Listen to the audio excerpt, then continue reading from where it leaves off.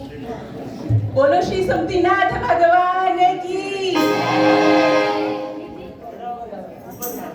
अरहंतो भगवंत इंद्र महिता सिद्धाश्च सिद्धि स्थिता आचार्य शासनो नतिकरा पूज्या उपाध्याय सिद्धांत सुपाठिका मुनिवरा रत्नत्रयाराधिका पंचेते परमेष्ठिन प्रतिदिनं कुर्वन्तु नो मङ्गलम् कुर्वन्तु नो मङ्गलम्। सर्वप्रथम श्रमण भगवान महावीर स्वामी के चरणों में कोटिशः वंदन। यहाँ विराजित तत्वत्रय श्रीजी मरासा एवं वयमरत्ना श्रीजी मरासा के चरणों में कोटिशः वंदन। यहाँ एक नाटिका प्रस्तुत कर रहे हैं। इसका शीर्षक है माता पिता का प्यार, गुरु के संस्कार, इसी से होता है जीवन का निर्माण। ध्यान मूलम गुरोर्मूर्ति पूजा मूलम गुरोर्पदम मंत्र मूलम गुरोर्वाक्यम मोक्ष मूलम गुरोर्कृपा। बंधुओं, माताओं, बहनों, हम सभी अपने बच्चों को अच्छे से अच्छा संस्कार देना चाहते हैं और माता पिता बच्चों की प्रथम पाठशाला होते हैं। जैसे सांसारिक ज्ञान के लिए हम बच्चों को स्कूल भेजते हैं, तो मैं आपसे पूछना चाहूंगी क्यों? माता पिता भी पढ़ा सकते हैं, हम बच्चों को स्कूल क्यों भेजते हैं? ये तो गलत है। आज के जमाने में स्कूल तो भेजना ही पड़ेगा। एक्चुअली मैं भी वही कहना चाहती हूँ, जैसे बच्चों को स्कूल भेजना जरूरी है, वैसे ही उन्हें धार्मिक संस्कार देने के लिए धार्मिक पाठशाला भेजना भी उतना ही जरूरी है। फिर आज हम जो नाटिका आपके सामने प्रस्तुत करने जा रहे हैं, उसका उद्देश्य बस यही है कि बच्चों को धार्मिक ज्ञान पाठशाला में ही दे सकते हैं, क्योंकि आज के आधुनिक युग में हमारे बच्चे, हमारे युवा किस दिशा में जा रहे हैं, उनकी क्या विचारधारा बन रही है, उनकी क्या दशा और दिशा है, वो क्या सही है, यही जानने के लिए हम आज की युवा पीढ़ी के बीच में चलते हैं और उनको जानने के बारे में क्या सोचते हैं, उनकी अच्छी और बुरी संगति से उन लोगों की जिंदगी क्या बन जाती है, ये सब देखने के लिए हम शुरू करते हैं ये नाटक।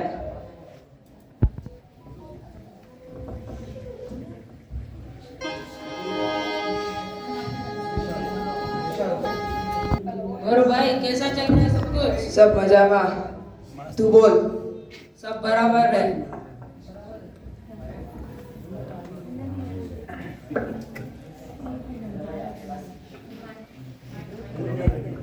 भाई आपके पास सिगरेट है क्या भाई?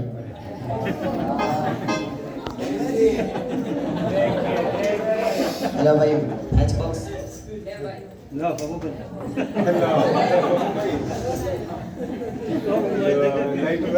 भाई किसी को पान खाना है?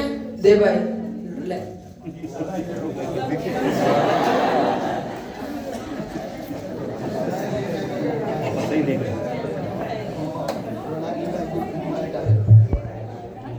अरे विपिन, कहाँ जा रहा है? अपने दोस्तों से मिलने। चल मैं भी तेरे साथ चलता हूँ।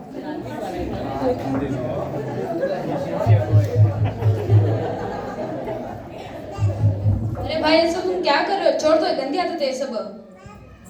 भाई सुबह सुबह दिमाग पर मत कर, चल ऐसा जा।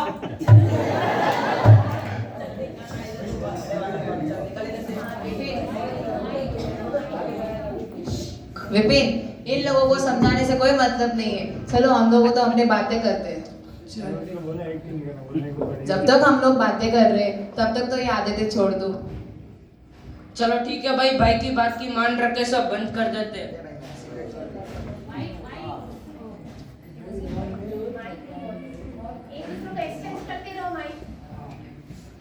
और कैसे समाचार है सभी के? क्या कहूँ दोस्तों, ये बैलगाड़ी के जमाने के मेरे माँ बाप से तो मैं तंग आ गया हूँ। वार तो हाथ टोकते रहते हैं, परेश ये मत का, परेश वो मत का, परेश इधर मत जा, परेश उधर मत जा। ये सुन सुन के मेरे कान पक गए। हाँ हाँ भाई, तेरे जैसे ही मेरे हालत है। उनको तो ये भी नहीं पता कि 19वीं सदी कब की खत्म होगी, अभी 21वीं सदी चल रही है। उसमें इंटरनेट, लैपटॉप, फोन, फेसबुक, उन सब में हम लोग कितने माहिर है, और वो लोग कहते हैं कि हमको कुछ भी नहीं आता है। इसलिए मेरे को इतना गुस्सा आता है ना, कभी कभी मैं उनको डांट देता हूँ, कभी कभी तो मैं उनको चुप भी करा देता हूँ। दोस्तों, तुम्हारी दोनों की बात भी सच्ची है। मेरे घर में भी मेरे पापा का रोज भाषण चलता ही रहता है और मेरा दिमाग खराब कर देते हैं। रोज सुबह सुबह मम्मी मेरी वाइफ के पिताजी के बारे में बोल बोल कर दिमाग खराब कर देती है, और उनका और मेरा प्रति प्रेम खत्म हो गया। अरे दोस्तों, तुम लोग ये क्या बातें कर रहे हो? जिंदा माँ बाप को चुप कराओ और मरने के बाद फोटो को धूप करो, ये हमें शोभा नहीं देता है। माता पिता तो हमारे घर के जीते जाते भगवान और भगवती है। इस तरह उनके बारे में बोलकर तुम उनकी आराधना क्यों कर रहे हो? चुप बैठ आतिक, तुझे क्या पता है? अरे महेश, हमारे यहाँ चारों भाई के यहाँ माँ बाप 3-3 महीने रुकते हैं, और जब हमारे यहाँ आते तो जीना आराम कर देते हैं। पिताजी रात भर खास खास के नींद खराब कर देते हैं। अरे भाई, जब 1 ग्राम की पथरी पेट में होती है तो सेन होती नहीं। तो सोचो कि तुम्हारे माँ ने तो तुम्हें 9 महीने अपने पेट में रखा, 2 किलो का वजन लेकर हर काम करती थी, कभी तुम्हें वजन समझकर कहीं फेंक नहीं दिया, और रात रात भर जागकर तुझे पढ़ाया, लिखाया, सुलाया और बड़ा किया। इसका सजा तुम उन्हें दे रहा है कि 3-3 महीने की वारी रख रहे हो। याद रखना, वो लोग बड़े बदकिस्मत होते हैं जो अपने माँ बाप की सेवा करने में 3-3 महीने की वारी रखते हैं। अरे परेश, आरती तो माँ बाप का भक्त है भक्त, लेकिन इसने बात बड़ी सच कही है। पण सौरभ, मेरे मम्मी पापा हमेशा मुझे कहते हैं कि मेरे पास आ, थोड़ी देर बैठ, बातें कर, तो हमको भी अच्छा लगता है। लेकिन उनको क्या पता दोस्तों, मैं 1 घंटे में 20,000 रुपया कमाता हूँ, इसलिए उनके पास बैठ के उतना टाइम वेस्ट नहीं कर सकता। अगर सच कहूँ ना दोस्तों, अगर मैं उनके पास बैठूंगा तो फिर मैं मेरे बीवी के साथ कब बात करूंगा? अरे भाई, तू क्या कह रहा है? जब तू छोटा था तो तू माँ बाप की प्यार की इच्छा करता था, 70 वर्ष की उम्र में तेरे माँ बाप तेरे से थोड़ा सा प्यार और थोड़ा सा वक्त चाहते हैं। उन्हें तेरी संपत्ति या सामग्री की जरूरत नहीं है, उन्हें थोड़ा प्यार दे। उन्हें तो प्यार देगा तो उनके दिल से आशीष निकलेगी, जिससे तेरा जीवन सफल और सलामत रहेगा। तू कैसी है माँ, सब बस इतना पूछ ले, मिल जाएगा सब कुछ। विपिन, तूने तो बड़ी ऊंची बात कर दी यार। क्या खास बात कर दी तूने विपिन? मेरी वाइफ बेचारे पिताजी का पेशाब साफ कर करके थक चुकी है। कभी कभी तो कपड़े तक खराब कर देते हैं। कभी कभी मेरे को उन पे इतना गुस्सा आता है, कभी कभी मैं उन पे हाथ भी उठा देता हूँ। परेश, तेरा जैसा कोई पापी नहीं होगा। तूने तेरे माँ बाप के ऊपर हाथ उठाकर साक्षात भगवान और भगवती के ऊपर हाथ उठाने का पाप किया है। इसके परिणाम से तू बहुत दुखी, महादुखी होगा। याद रखना, जय घर माँ, माँ बाप बने मेहमान। जय घर माँ, माँ बाप बने मेहमान। वाह घर माँ, कभी राजी नहीं भगवान। वाह घर माँ, कभी राजी नहीं भगवान। समझा?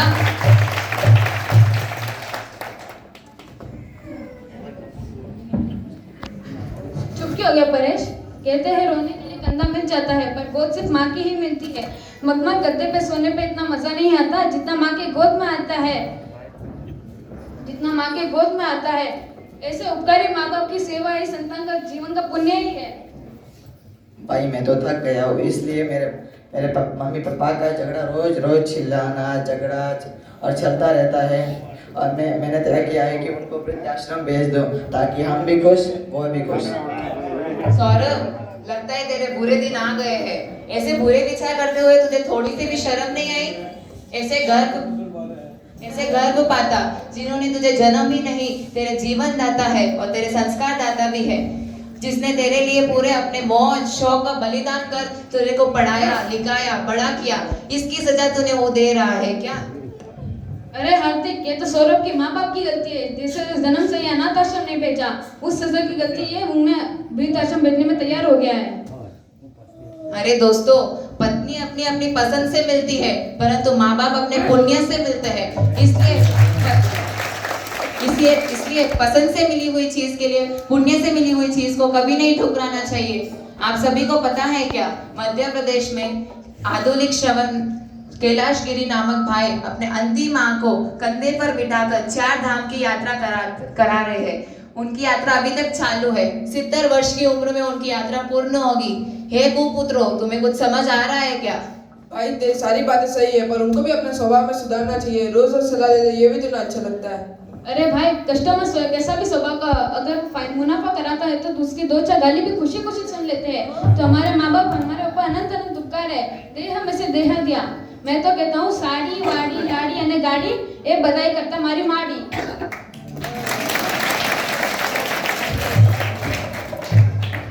भाई मुझे बता कि उनका उपकार का बदला कैसे उठाना चाहिए। धन दौलत देकर जितना चाहे उतना धन दौलत दे दूं। सौरभ, तू एक काम कर, अपने शरीर की चमड़ी उतार कर जूते चप्पल बनवाकर अपने माँ बाप को पहना ले।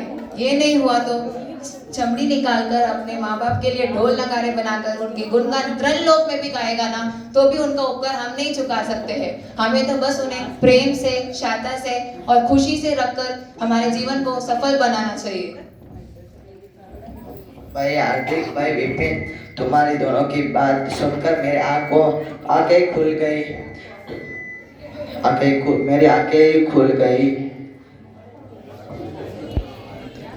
मैंने अपने आप को बड़ा पढ़ा लिखा डॉक्टर और सब एजुकेटेड मानता था और अपने आप को बड़ा पढ़ा लिखा मानता था। मैं तो कुछ भी नहीं हूँ। अब खत्म।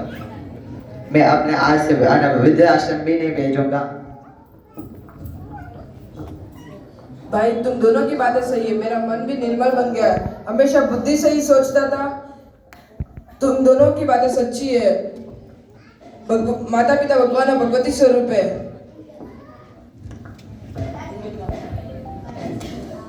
हमें खुशी है कि हमारी बातें सुन के तुम्हारा हृदय परिवर्तन हो गया। महेश, तू किस लिए रो रहा है? तुझे कुछ कहना है क्या? हाँ भाई, मेरे जैसे कोई पापी नहीं होगा। मैं तो मेरे मम्मी पापा की कई जिन वाणी को भी वैध मानता था, लेकिन आज मुझे समझ है उनके प्रति मेरे द्वारा दिया हुआ बलिदान के सामने मैंने उनकी कुछ भी सेवा नहीं की। हमारे गुजराती में कहावत है, जाग्या त्यागी सवार, यानी जब जागे तब सवेरा। अब से मैं भी मेरी मम्मी पापा की सेवा करूंगा, उनके साथ बातें करूंगा और उनके अंतर दिल में जाके उनका आशीर्वाद लूंगा।